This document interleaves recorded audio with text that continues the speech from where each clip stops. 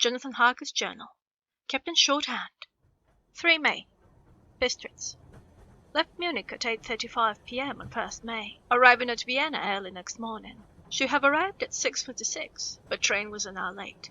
Budapest seems a wonderful place, from the glimpse which I got of it from the train, and the little I could walk through the streets.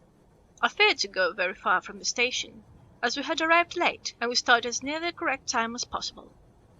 The impression I had was that we were leaving the west and entering the east. The most western of splendid bridges over the Danube, which you see of noble width and depth, took us among the traditions of Turkish rule. We left in pretty good time and came after nightfall to Klausenberg. Here I stopped for the night at the Hotel Royal. I had for dinner, or rather supper, a chicken done up some way with red pepper, which was very good but thirsty. "Ma'am, get recipe for me now."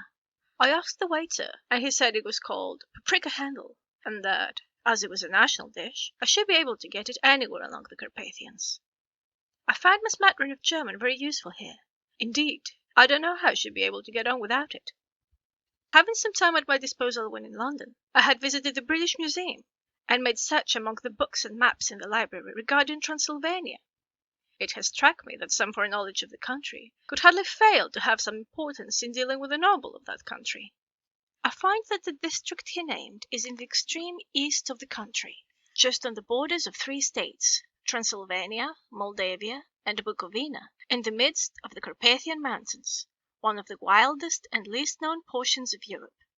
I was not able to light on any map or walk giving the exact locality of the Castle Dracula, as there are no maps of this country as yet to compare with our own Ordnance Survey maps. But I found that Bistritz, the post town named by Count Dracula, is a fairly well-known place. I shall enter here some of my notes, as they may refresh my memory when I talk over my travels with Mina. In the population of Transylvania, there are 4 distinct nationalities: Saxons in the south, and mixed with them the Wallachs, who are the descendants of the Dacians, Magyars in the west, and Zekiles in the east and north. I am going among the latter, who claim to be descended from Attila and the Huns. This may be so, for when the Magyars conquered the country in the 11th century, they found the Huns settled in it. I read that every known superstition in the world is gathered into the horseshoe of the Carpathians, as if it were the center of some sort of imaginative whirlpool. If so, my stay may be very interesting. Ma'am, I must ask the Count all about them. I did not sleep well, though my bed was comfortable enough, for I had all sorts of queer dreams. There was a dog howling all night under my window, which may have had something to do with it, or it may have been the paprika, for I had to drink up all the water in my carafe, and was still thirsty. Towards morning I slept, and was wakened by the continuous knocking at my door, so I guess I must have been sleeping soundly then. I had for breakfast smoked paprika and a sort of porridge of maize flour, which they said was mamaliga, and eggplant stuffed with forcemeat, a very excellent dish, which they call impletata. Ma'am, get recipe for this also. I had to hurry breakfast, for the train started a little before 8, or rather it ought to have done so, for after rushing to the station at 7:30, I had to sit in the carriage for more than an hour before we began to move. It seems to me that the further east you go, the more unpunctual are the trains. What ought they to be in China? All day long we seemed to dawdle through a country which was full of beauty of every kind. Sometimes we saw little towns or castles on the top of steep hills, such as we see in old missals. Sometimes we ran by rivers and streams, which seemed from the white stony margin of each side of them to be subject to great floods. It takes a lot of water, and running strong, to sweep the outside edge of a river clear. At every station there were groups of people, sometimes crowds, and in all sorts of attire. Some of them were just like the peasants at home, or those I saw coming through France and Germany, with short jackets and round hats and homemade trousers, but others were very picturesque. The women looked pretty, except when you got near them, but they were very clumsy about the waist. They had all full white sleeves of some kind or other, and most of them had big belts with a lot of strips of something flattening from them, like the dresses in a ballet, but of course petticoats under them. The strangest figures we saw were the Slovaks, who are more barbarian than the rest, with their big cowboy hats, great baggy dirty white trousers, white linen shirts, and enormous heavy leather belts, nearly a foot wide, all studded over with brass nails.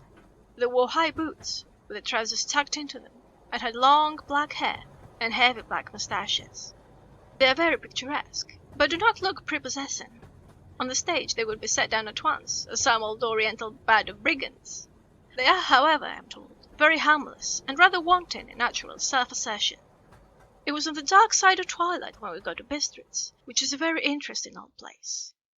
Being practically on the frontier, for the Borgo Pass leads from it into Bukovina, it has had a very stormy existence, and it certainly shows marks of it. 5 years ago a series of great fires took place, which made terrible havoc on 5 separate occasions. At the very beginning of the 17th century, it underwent a siege of 3 weeks and lost 18,000 people, the casualties of war proper being assisted by famine and disease. Count Dracula had directed me to go to the Golden Krone Hotel, which I found, to my great delight, to be thoroughly old-fashioned. For of course I wanted to see all I could of the ways of the country. I was evidently expected, for when I got near the door I faced a cheery-looking elderly woman in the usual peasant dress, white undergarment with long double apron, front and back, of coloured stuff fitting almost too tight for modesty. When I came close she bowed and said, "The Herr Englishman?" "Yes," I said, "Jonathan Harker." She smiled, and gave some message to an elderly man in white shirt sleeves, who had followed her to the door. He went, but immediately returned with a letter. "My friend, welcome to the Carpathians. I am anxiously expecting you. Sleep well tonight. At 3 tomorrow the diligence will start for Bukovina. A place on it is kept for you. At the Borgo Pass my carriage will await you and will bring you to me. I trust that your journey from London has been a happy one, and that you will enjoy your stay in my beautiful land. Your friend, Dracula."